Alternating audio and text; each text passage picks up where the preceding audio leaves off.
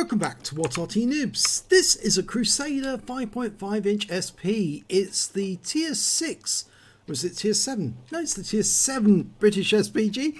It's located on the south spawn of Cliff and it's under the command of Running Hawk.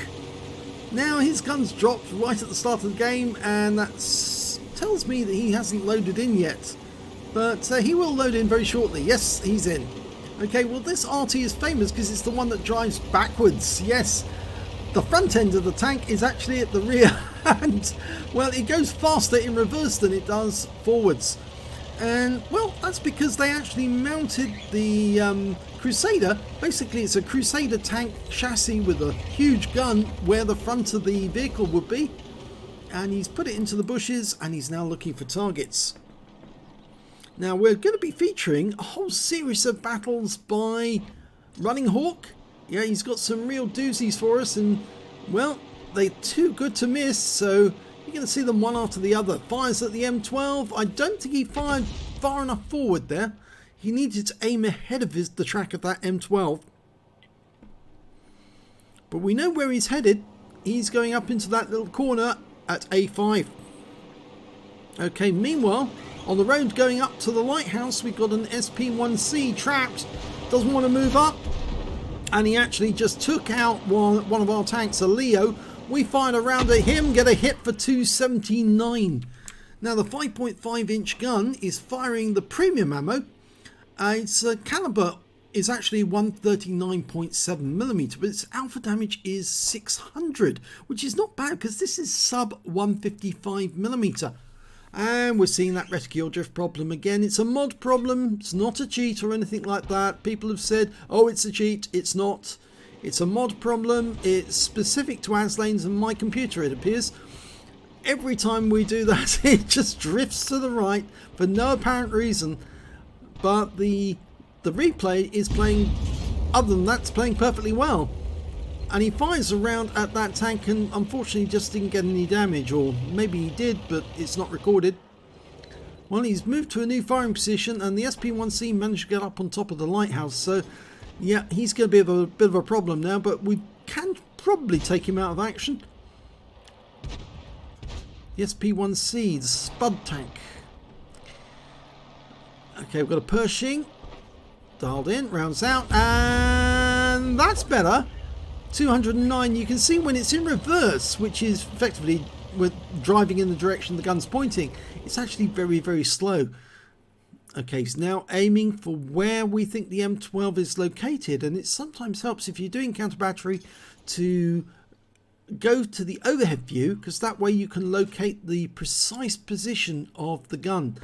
But he's given up on that for the moment, and instead he's aiming for a Black Prince who's stationary and should know better than to be stationary while you're firing. And, well, if you're stationary for any length of time, then Arty will get a shot on you. And he's just being hit repeatedly by that AMX 1357 who's drilling him full of holes in the side. And we're about to drill a hole in the other side. Come on, get the round moving. And he's moving forward, rounds out, and yeah, he did drill a hole. He took him out of the game with that one. And yeah, I think that may have been a penetrating shot actually on the other side of the tank rather. Okay, the SP1C's gone off the edge of the cliff. I'm not sure he can recover from that position. Meanwhile, we've got a Pershing trying to sneak in round the corner. Oh, fired ahead of his track and unfortunately it didn't work. He didn't move forward fast enough. It can take getting used to drive that thing correctly. And look, we've got a T29 being pushed into position by a Striv 81, who's obviously having a bit of a contretemps with him. Maybe a bit of a discussion or a bit of an argument between those two players. And, well, it's cost them hit points because Running Hawk just fired around into both of them.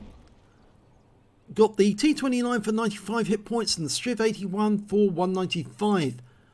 Now we're still looking for that M12. Now I think he's behind the rock. He's the most likely place he'll be. Could take a guess like that, but we've got a Tiger 2.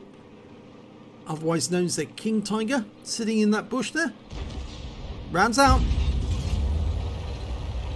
No damage recorded. Changing position.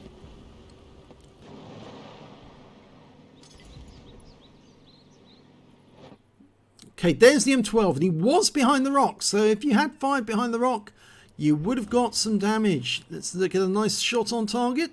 Almost ready to shoot, and rounds out. He pulls back just in time to miss. And no, he didn't. He got hit. He pulled back just a little and then moved forward just enough to receive the shell and die. So that's the second kill now for Running Hawk. Okay, the Pershing, he's holding back that King Tiger captured. Meanwhile, we're going for a Centurion, and there's a 112. Took a direct hit for 64.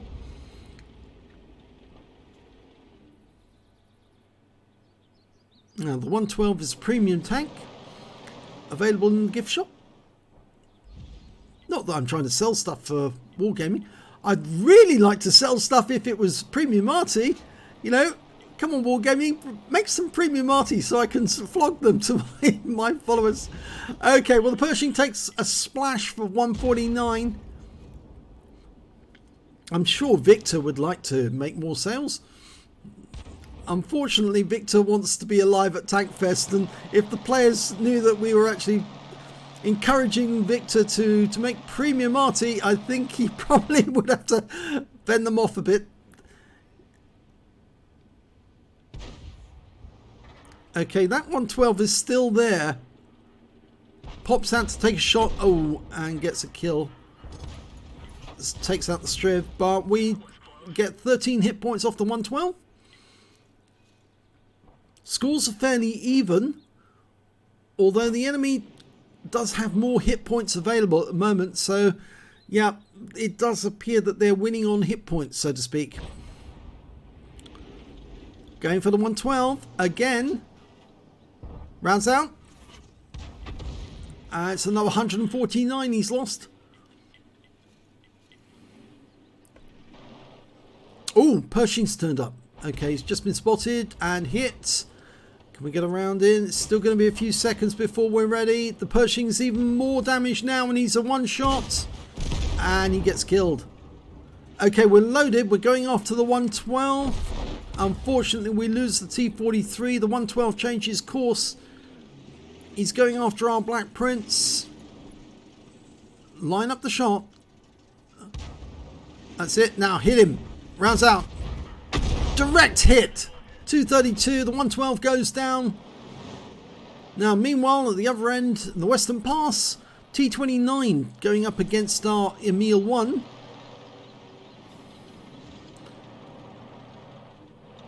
Almost loaded.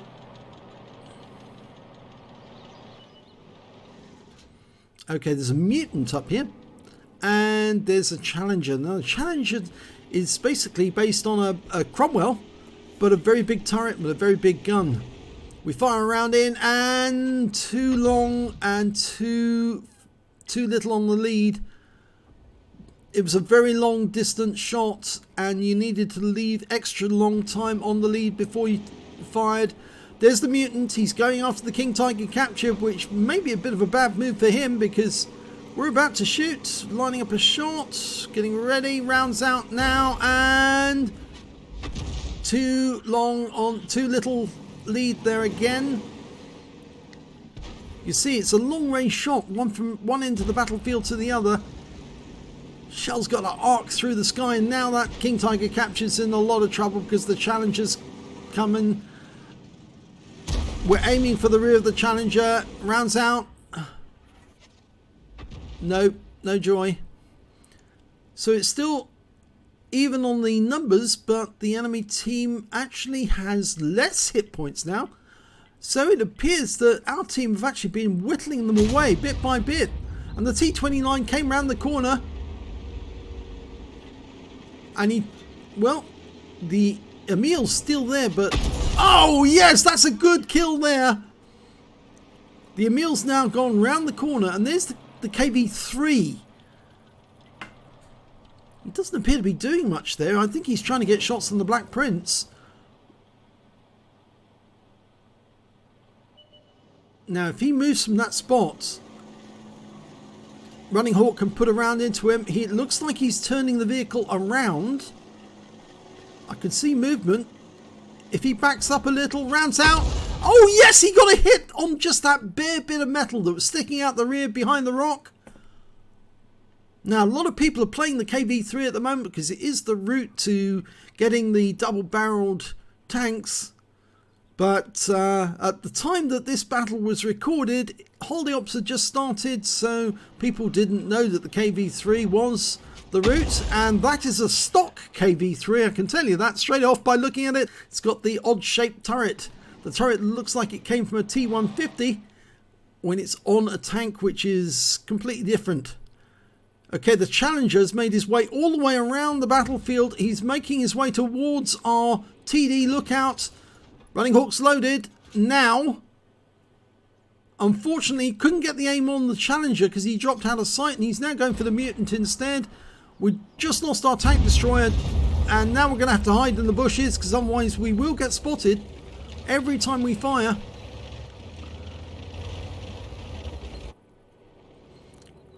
Now, we've got more tanks than the enemy's got, and they're now just down to 2. The KV3 looks like the Challenger met his match in the Black Prince, and the Oni killed the Centurion. So, only 2 enemies left, so we can come out from the bushes, going for the KV3.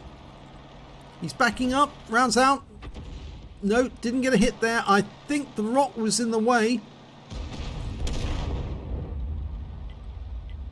Well, there goes the KV3. And that means there's only 1 tank left. It's the Mutant.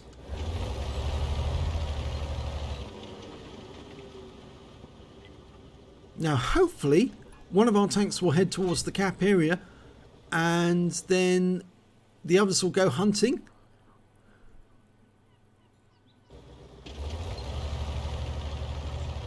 It really should be the Black Prince that goes towards the enemy cap, but I have the feeling that... Oh, is Running Hawk going to go to the cap instead? No, he's just looking to find a new firing position, I think. No, he's decided to go to the cap. And there's the Mutant. Okay, can he get a shot? Not really from this position, but he's going to change positions anyway.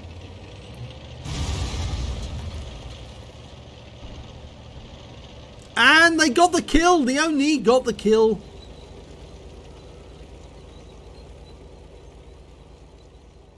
So let's have a look and see how Running Hawk got on in that game. And this is an Ace Tanker for Running Hawk in the Crusader 5.5-inch SP. In fact, it's his first Ace Tanker in this vehicle. Yes, when you get the scrolls underneath, you only get that the first time when it's your first Ace Tanker. He managed to get a Bruiser medal for getting at least 5 critical hits. He got 21, and he got a Confederate for hitting more of the enemy than anyone else on his team. And his win rate for that game was 4,779, which is Super Unicum standard. Let's have a look at team score. Didn't get the highest damage in the game. No, that went to the King Tiger captured. He got cornered on that side of the map, but he certainly did a lot of damage to the enemy in the process. 3,097 went off to him. The 112 managed 2,979, which was very good as well. And the Super Hellcat got 2,704. Running Hawk managed to get 2,272, which is just behind the Mutant, who also managed to get a cool headed.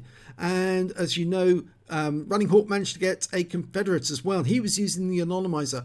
The Black Prince managed to steal wall, and the T-43 a Leather Slayer's medal. When it came to kills, it was shared at the top slot because the King Tiger captured Running Hawk, the Oni, and the 112 on the enemy team all managed 3 kills apiece. But when it came to base XP, it was the King Tiger captured again with 1,463, and Running Hawk managed 1,093, enough for an Ace Tanker. And then the next high score after that got less than 1,000 base XP, the 998 to the Oni. Running Hawk fired 23 shots, got 9 direct hits, no penetrations but 20 splash. Damage of 2,272 hit points, all of it at more than 300 meters. He damaged 11 of the enemy, killed 3 of them, and did 1,207 hit points of stun assist off 17 stuns.